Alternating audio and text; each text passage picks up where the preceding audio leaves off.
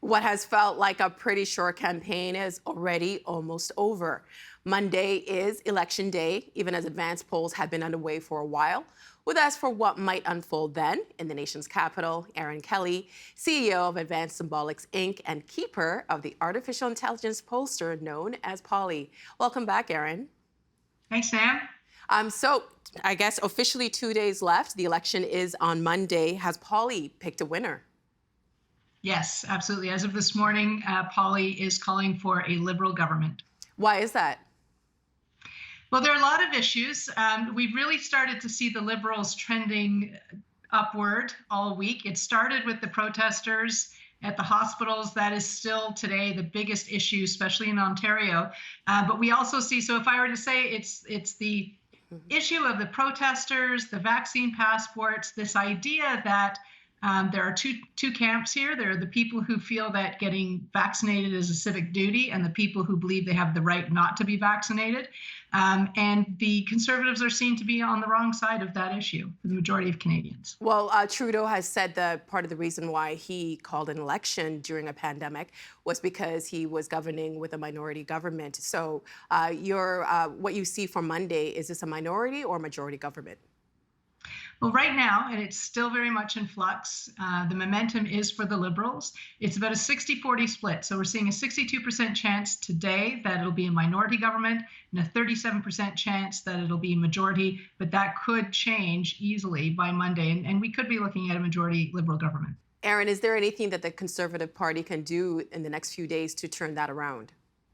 I think it'll be really difficult. So the big problem for Erin O'Toole yesterday, as I mentioned, there's the protesters, him not taking a strong enough stand there. I give the assist to Jason Kenney for sure. So yesterday would have been the opportunity when Mr. O'Toole was asked several times. He has been very public about the fact that he thought Jason Kenney had a good strategy for dealing with the pandemic. Now, he said that several months ago before vaccination was in full swing.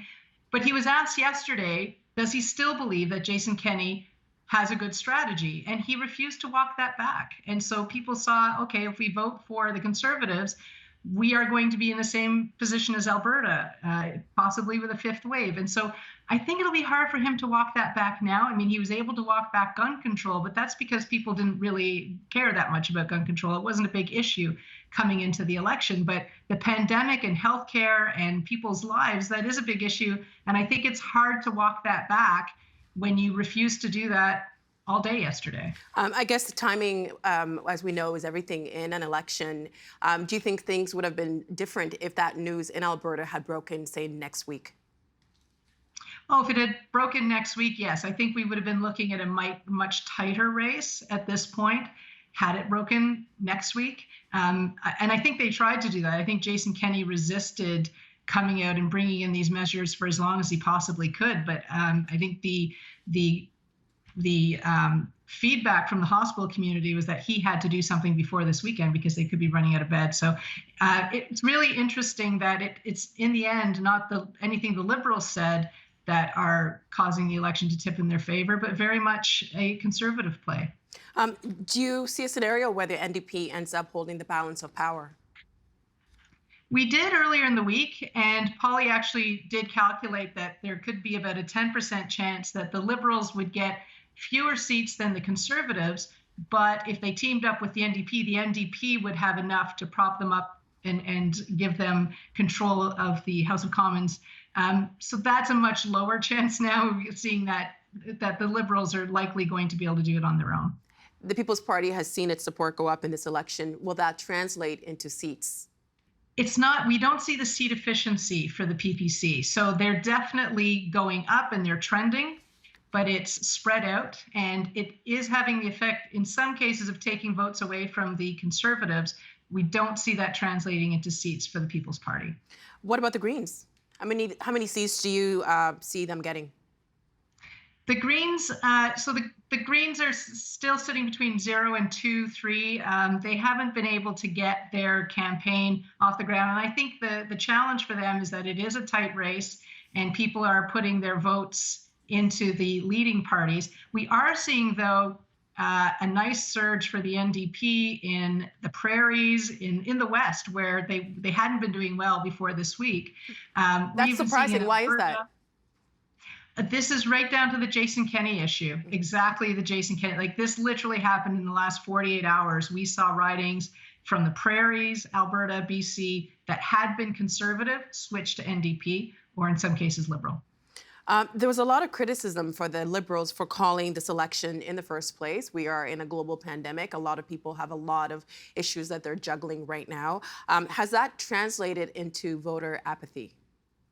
Yes, it definitely has. So we are seeing that engagement on this election at this point in the election, so a couple of days before voting day, is down about 25% in this election when compared to 2019. So, and often that does translate into lower turnout at the polls, unfortunately. Advanced polls closed on Monday, but there's been reports that voter turnout for advanced polls has been up. Can you make a correlation between apathy and voter turnout?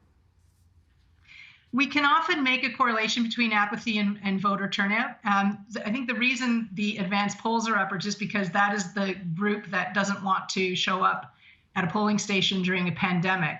But we do think that because engagement in the election was online, the conversation was down, that we will see. It will be interesting to see, but typically in the past, when we've seen engagement go down, we also see voter turnout go down.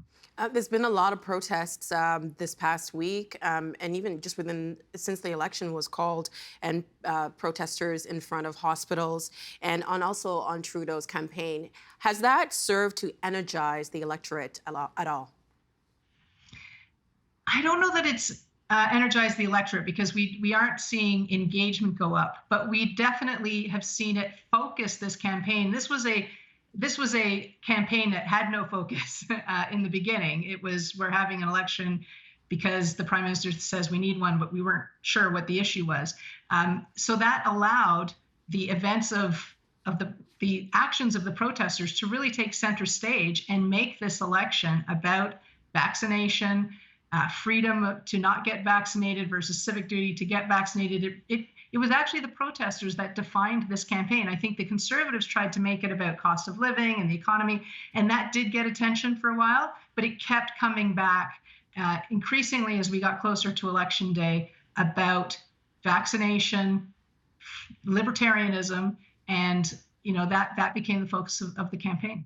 There's been reports that the protesters, I think the Toronto Star was reporting that 20% of the protesters support the PPC party.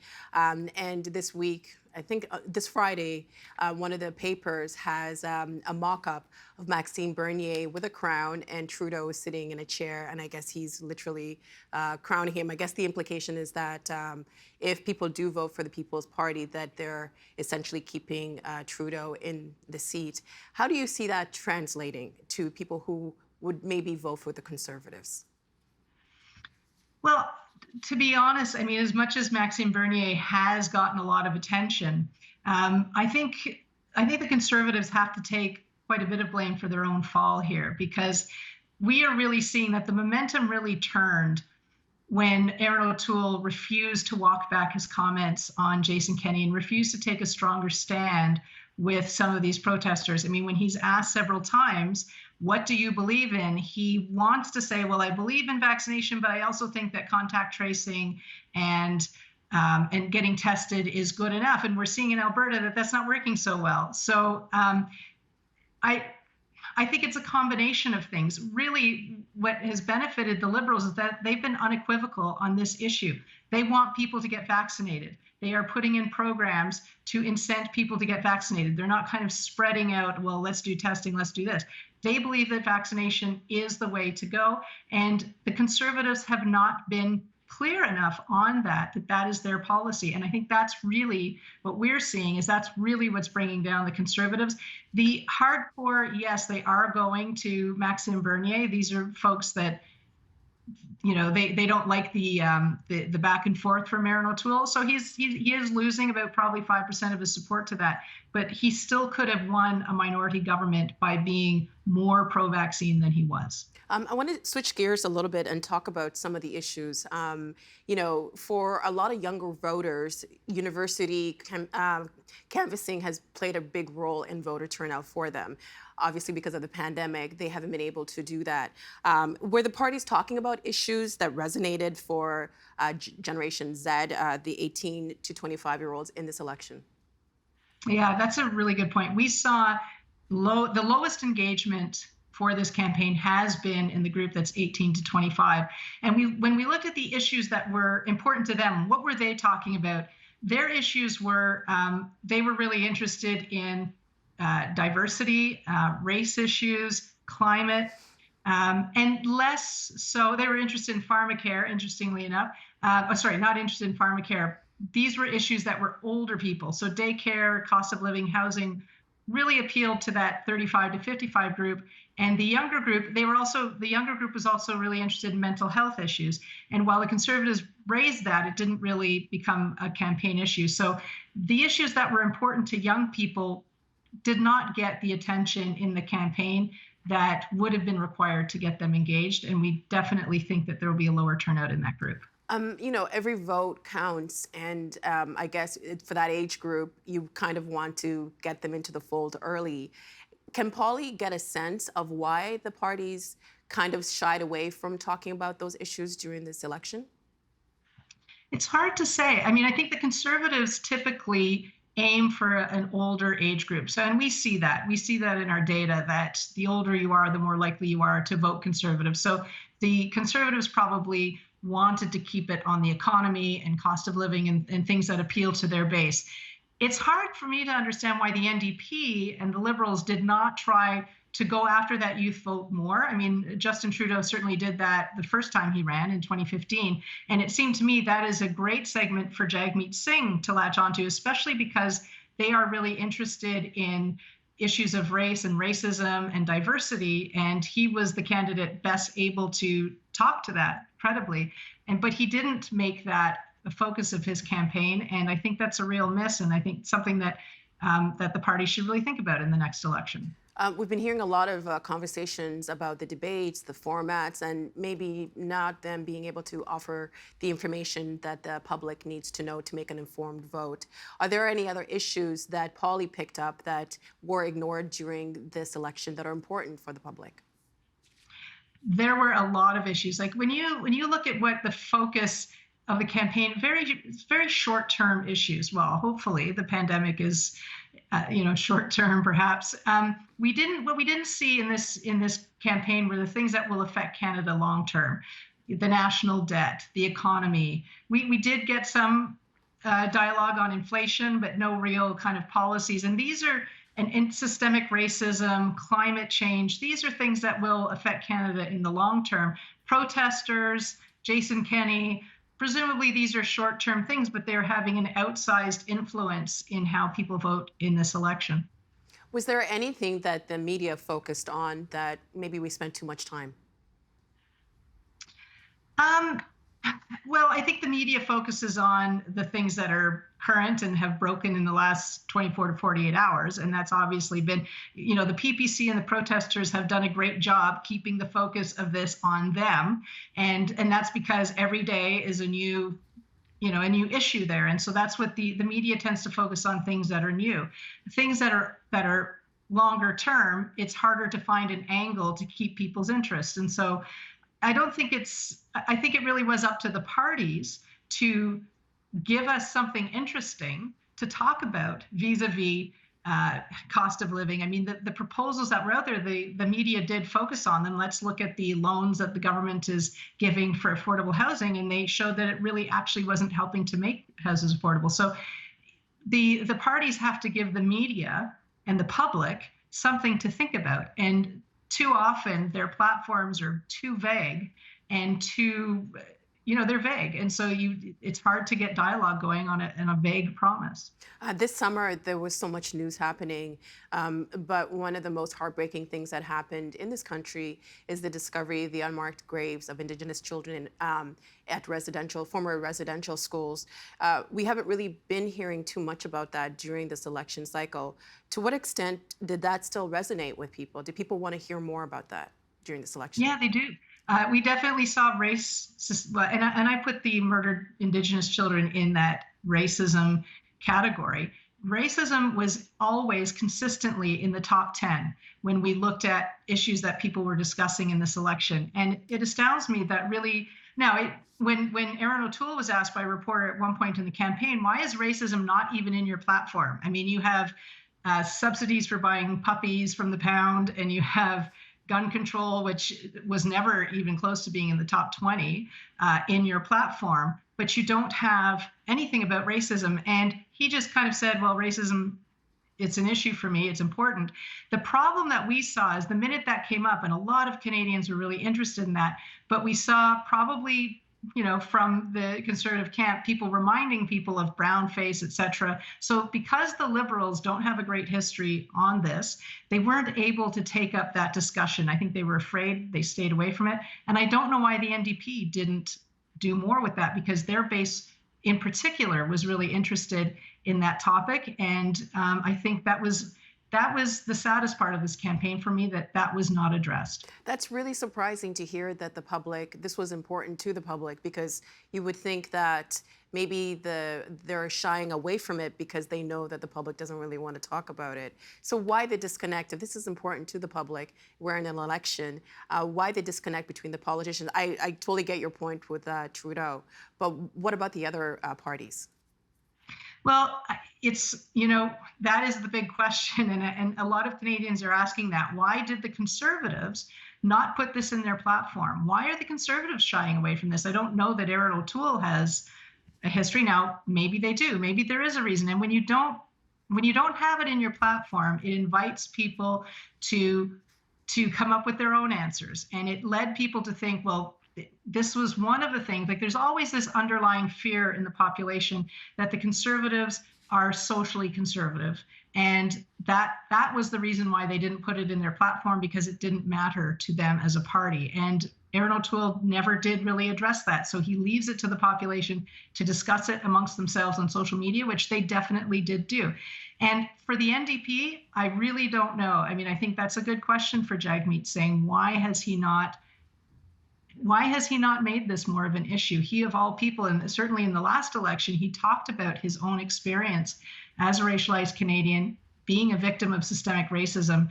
And people we saw really, really resonated with his personal story there. Anna May Paul, well, she did talk a lot about that at the debate. And she got actually the most engagement at various points in the debate when she talked about those things. So if my message to the party leaders is, this is an issue Canadians care about, so make sure it's in your next platform and make sure it's, whoever wins government, this is an issue that people want to see addressed. In our final few minutes here, I want to switch to the candidates themselves. Does Polly have anything to say about what people think of the candidates? Of the leadership candidates? Mm-hmm. Yeah, well, Jagmeet Singh is the most popular. So, and now, unfortunately, he's not going to, that's not going to translate into huge gains that we can see for the NDP. In terms of, for the two leading candidates, I'd say Erin O'Toole and Justin Trudeau, we're seeing a lot of erosion of trust. This is, I think, a concerning issue. As we go forward, if the population doesn't trust their leaders, then it's hard for the leaders to get people to buy into their policies, to their programs. And so I think this is something we have to really pay attention to as we go forward. People are feeling less engaged, less trustful. And we really saw that as the campaign progressed, trust got eroded more and more. And I guess that's the opposite of what an election should be. 2 days left. What should the parties focus on with just 2 days left? Well, I think Erin O'Toole has to focus on damage control. I mean, he needs like an Oscar-winning script this weekend about what his policy is for dealing with the pandemic. How will he protect the hospitals from protesters and from sick people? How are we going to keep ICU levels down? So he needs a really good story on that over the next 2 days. And for Justin Trudeau, I think really the momentum is on his side now. And so his message of Mr. O'Toole can't even get his own candidates vaccinated, he's going to stick to that short-term script. It's not 2 days before the election is not the time to bring up new platforms or new issues, especially for the party that's in the lead. Erin, thank you so much for your insights. And you will be back next week on Tuesday with Steve to talk about the results of the election. We really do appreciate your time and your insights. Thank you so much. Thanks, Nam. The Agenda with Steve Paikin is made possible through generous philanthropic contributions from viewers like you. Thank you for supporting TVO's journalism.